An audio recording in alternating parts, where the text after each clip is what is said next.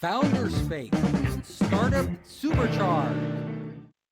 I have a background not only in venture capital and business, but also in entertainment.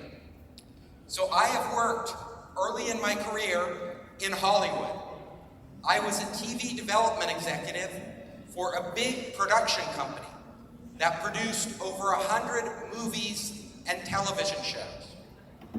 I also went on to build and design many interactive products, including over 50 games and virtual experiences. So I brought X-Files to mobile, Hitman to mobile, Tetris, multiplayer to mobile, Wheel of Fortune, and many big brands. I brought those games to mobile. I also wrote the book Game Design Workshop, which was published by the Game Developers Conference and taught game designers the fundamentals of design. So today, I'm going to share with you my ideas on the future of AI in games and entertainment. How will artificial intelligence transform the gaming and entertainment industries? So, I want to start with an interesting development. There is a startup in Silicon Valley that is developing an AI engineer. They call this Devin. So Devin is designed to replace humans, to actually be an AI that can code for you. Now this company is at the very early stage. They are just developing this, and their product hasn't been launched yet, but you will see it launch soon. My prediction is that this AI engineer will not replace humans. It is too early. What it will do is simple engineering tasks. Maybe build a landing page, write code, but it will not be able to replace humans yet. But the reason I'm showing you this is because it's the future. This is the vision of the engineers in Silicon Valley, to actually create AI that can code entire applications. Now, have you heard of Jabali? Jabali is another startup in Silicon Valley, very early, a new startup, and they are building an entire game development platform that can be done with no code. AI will take care of everything. Again, this is in the early stages, but what we are seeing now in Silicon Valley is many companies trying to figure out how to use AI to create games and code applications on their own. Who plays Roblox? So, there's some Roblox players. So Roblox is an amazing company. They are a leader in these creative games where you build and construct. And Roblox has now used AI to allow their players to become creators. So their players, using AI, can create simple games. They can't create complex games. The games are very structured, but still, it is a big step forward. And we are going to see many more advancements in games where you create games. Literally game environments where the players are the creators. Have you heard of Google Genie? So Google Genie is a new product that they launched. And it is amazing. So Google Genie is an AI that was trained by watching videos of games. So Google watched 30 1,000 hours of videos of people playing games. And just from watching the videos, this AI, Genie, learned how to create games. Just by watching. Now this is a big step forward. So what Genie does is if you go to Genie and you enter text prompts, and create an image of a game, just an image, you upload the image to Genie, and Genie will create the entire game. Or you can draw a picture of the game you want, like this picture here of a soccer ball and a goal. Genie is smart enough to say, soccer ball, goal, I'm going to create a soccer game for you.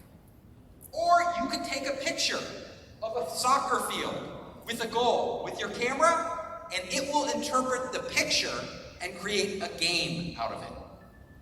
Now these games are very simple, they're not complex, but what I am showing you is a huge step forward in how we think games will be created. Games can be created from simply drawing a single picture. Now, can you copyright AI-generated content? Because what we are seeing here is the images, videos, games are all being generated by AI. But as a business person, you will need to own the game in order to sell it and make money. So right now, in America, Steam, the big gaming platform, Steam, with tens of thousands of top games, they do not allow you to use AI-generated content. The reason is because legally, in America, you cannot copyright AI-generated content as your own. The law says that content must be created by a human, not just a machine. However, I predict this will change. It has to change because AI is the future of entertainment, of games, of movies, of music, of culture. Anything a creative person does will be using AI. So this law will have to change. Now let's say you are a creator and you've spent a long time making a painting like the Mona Lisa, and you don't want the AI to copy your hard work and give it to somebody else for free. Well, there is software now called Nightshade Poison. And if you upload your image to Nightshade, it'll create a new image that looks identical to your original image. However, when the AI looks at this image, it sees something totally different. So the AI is prevented from using your image as its data. So for creators, this is a way to protect your intellectual property. Now, what we are seeing in the world is AI is creating more and more of the content, more and more of the images we see on social media, of the videos, of the music, and this trend is going up. Soon, within a few years, they predict AI will create the majority of images, videos, music, voices on the internet. What happens when AI creates most of the content? Well, we have a problem because these large language models learn based on the content. They become smart by taking the data from the internet and using it to build their models. However, in research labs, they have found that when AI tries to learn from AI-created data, it actually performs more poorly. human-created data. AI is only as creative as we enable it to be. AI is not smart on its own. AI is smart because it has taken everything we created. AI is creative because it has taken all of human creativity and used that to create new content. So, in the future, the AI models will have to be trained on the majority of human data and avoid synthetic data created by AI. That is where we are headed. NVIDIA ran an experiment with the game Minecraft. They wanted to create an AI that could play Minecraft as well as a human being. And as you know, Minecraft is not a simple game because Minecraft is open-ended, meaning you, when you are playing Minecraft, can do anything you want to do. So NVIDIA created a Voyager AI agent, an autonomous AI agent that could go out into Minecraft and explore on its own, discover on its own. It would set its own goals. Then it would generate code to achieve those goals. Then it would take action based on that code, and it would reflect on its own action. It would think and analyze the results of its action and then try again. This is the algorithm that they use to actually have AI play Minecraft and advance. And as you can see, the orange line here, the AI outperformed every other way of playing the game. Here are traditional ways of AI playing the game. Here is AutoGPT agent. Here is the Voyager agent without a skill library. And the last one is Voyager with a skill library. So what we are seeing is AI can play games, can master games, even open-ended games without clear rules, as well as human beings. What does this mean for the future of games? Well, we won't know in the future if we are playing against a human opponent or an AI opponent. And the AI opponent can adjust based on our personal desires. That we can play against smarter AI components, and the AI can actually learn new strategies while playing the game. So right now, if you are a gamer and you play against AI, it tends to use the same strategy over and over and over. So it gets very boring for us because once we figure out the AI, it's not exciting. However, in the future, the AI will look at what you do in the game and adjust its strategy based on your strategy, just like a human would. This is a huge breakthrough. AI will also create game environments that are very dynamic, that are always changing. So the game itself, if you like the game, it will never get old because it will evolve as you evolve. Luma Labs, have you heard of Luma Labs? You've heard of everything. Luma Labs turns pictures into 3D models. So you can take your camera,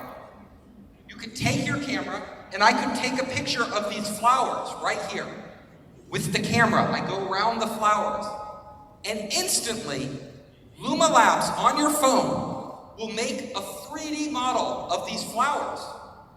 And then I can upload those flowers into a game engine, like the Unreal Game Engine. And I can start to use them in a game. So any object in the physical world can be turned into an object in a game in a matter of minutes. Even an environment you can turn the whole environment, this room, into a virtual room in a game or a virtual world. Now, other companies are allowing developers to create copies, AI copies of their voice. 11 Labs is leading this. They are a startup, and if you upload a recording of your voice to 11 Labs, they can create an AI that talks just like you. It's not perfect yet, but it's amazingly close to a real human voice. And in a short amount of time, we will not be able to tell if it's an AI voice or your voice. You really talking. HeyGen, another startup, allows you to create a digital twin of yourself. And you can use that digital twin for sales presentations. You can use that digital twin to interact with customers and provide support. You can use it in many different ways. And this digital twin will not only talk in your voice and look just like you, but it can speak in other languages. This is the future. So developers and creators, we are going to be creating versions of ourselves and versions of real people with AI online to take care of tasks. What is the next frontier in games? So I predict the next frontier in games is AI and biofeedback. Biological feedback, feedback from our bodies, data from us. An early experimenter in this area is Red Meat Games. So they created a horror game, a zombie game. And what they did was they took data from your iWatch, from your smartwatch, and they measured your pulse. And if your pulse was low, if you were not excited, they would make the game scarier. More blood, more action. And if your pulse is very high, they would lower the amount of scariness. Very simple idea, but it points to the future. So we have AI now. Right now, there is AI that can look at your eye movements, how your eyes move. And this AI can tell your personality just from how your eyes move.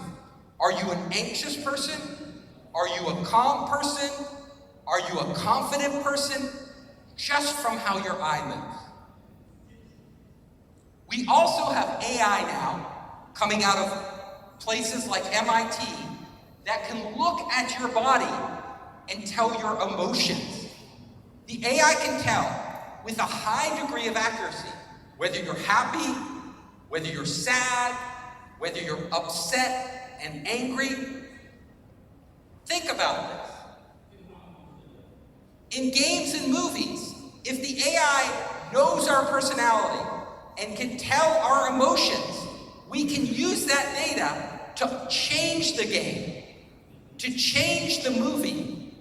So dynamically, with AI, the movies and the games can adjust to our personality, they can adjust to our emotions, they will interact with us on an emotional level.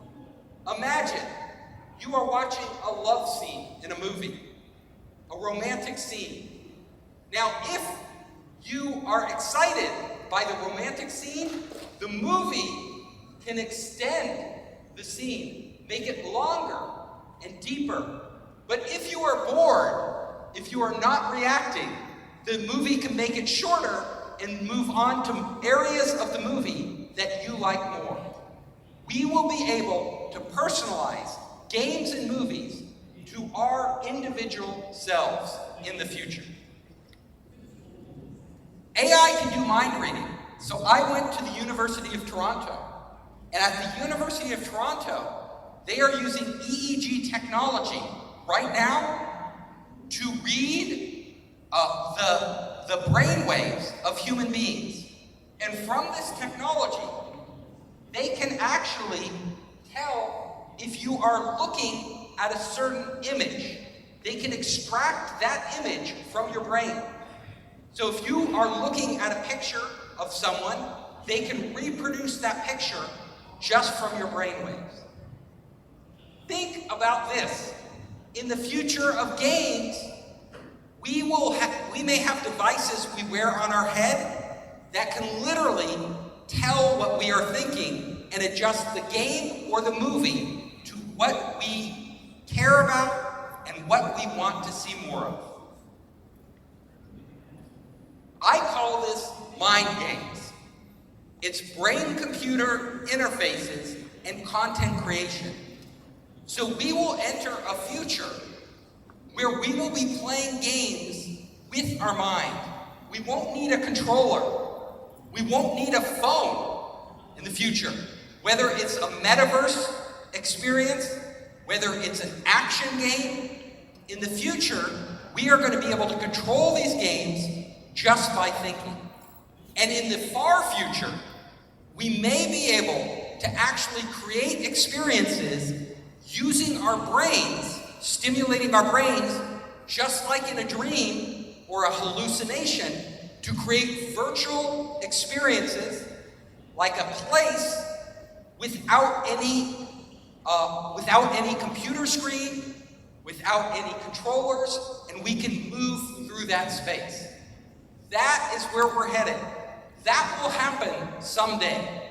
I don't know if it's 5 years or 50 years, but we will develop the technology so that we can not only read our brains, but we can recreate images and complete experiences inside our heads. There is an artist and technologist called Neil Harbinson, and he is colorblind. Colorblind, meaning he cannot see the difference between red and yellow and green. Very hard for him. However, he created this funny device you see there, that device on his head, and it looks at the color, and when it sees green or red, it vibrates, makes a very specific vibration on his skull. Now, our brains, everything in our brain is a signal. Everything in our brain, every visual, every audio, every sound we hear, what we taste, they are just electrical signals. So over time, by these vibrations, he actually began to sense, just like we would, the difference between red, green, and yellow. He created this through technology. He was able to overcome his color blindness. What we are going to see in the future of the metaverse, in the future of games, and in the future of movies, we are going to be able to take biosensory data and actually create new experiences nobody has experienced before. Think about this.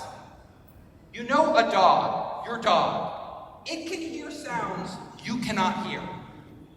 Your dog can smell things that you cannot smell.